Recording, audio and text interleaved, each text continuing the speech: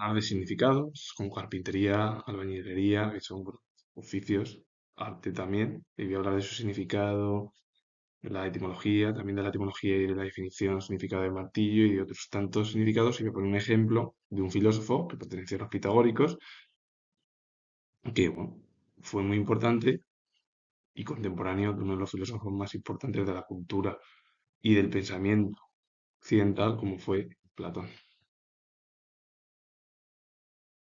El término majadería, dicho o hecho necio, imprudente, molesto, tonto, y se refiere a la acción o obstinación propia del majadero, persona porfiada o pesada. La etimología deriva de majadero y esta a su vez proviene de majar, machacar o golpear, que viene del latín maleus, que es martillo. Originalmente era el mazo o el martillo usado para triturar. Luego pasa a la persona que usa el mazo, un majadero, y deriva de que molesta.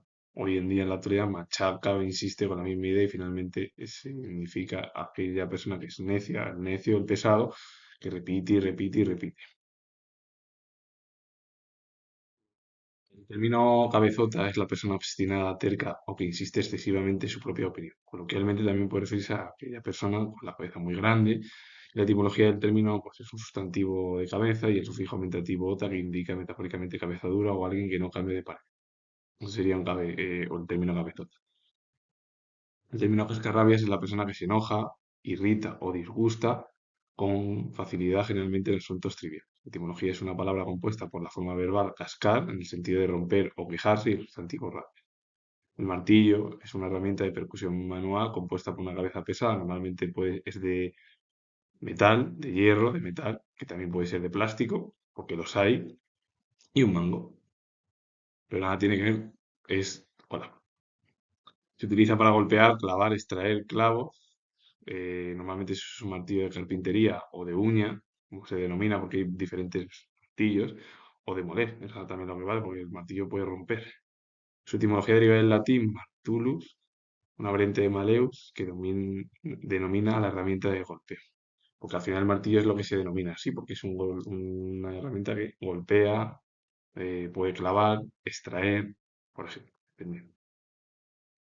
La albañilería es el arte y la técnica de construir edificios o estructuras utilizando piedra, ladrillo, cal, yeso, cemento u otros materiales similares para con el objetivo de llevar a cabo construcciones de casas o, o instituciones, por ejemplo. El albañil es la persona que se encarga de cimientos, muros y techos. La etimología proviene del árabe andalusí, que significa albani, aunque a su vez esto proviene del propio árabe clásico, que es albana, que significa el constructor. Derivado del verbo bana, que es construir, el prefijo al es siempre un artículo que está definido a la cultura y al significado a. Es decir, todo lo que empieza en al, lo de al andaluz, almohade, albóndiga, almohada, por ejemplo. También, o vienen muchos de ellos, son palabras árabes. La carpintería es el oficio y el arte de trabajar la madera, cortar, labrar o moldear para crear estructuras, muebles u objetos útiles. También se denomina carpintería al taller donde se realiza este trabajo. La etimología proviene del latín carpentarius, fabricante de carruajes, o quien trabaja en que significa eso. Quitar de Tarento fue filósofo, matemático, astrónomo, estadista y por último general griego, contemporáneo de los filósofos más destacados de la cultura occidental como fue Platón. Trabajó en su ciudad natal, la colonia griega de Tarento en Apulia, porque él nació en Italia, porque eso estaba en Italia y claro, parte de Italia pertenecía a Grecia en la Edad Antigua. Y como filósofo destacó dentro de los pitagóricos, o del propio pensamiento pitagórico. La palabra dinosaurio fue acuñada por el paleontólogo británico Sir Richard Owen entre 1841 y 1842 para describir a los reptiles fósiles gigantescos, no por ser animales ferozmente agresivos, sino por su tamaño impresionante y majestuoso.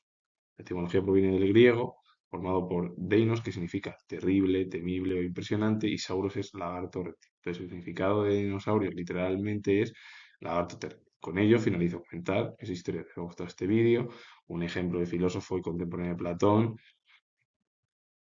y el resto de definiciones y la etimología de varios términos, darle a like, suscribiros, comentar, repito, nuevo que soy historiador, y nos vemos ya en el próximo vídeo.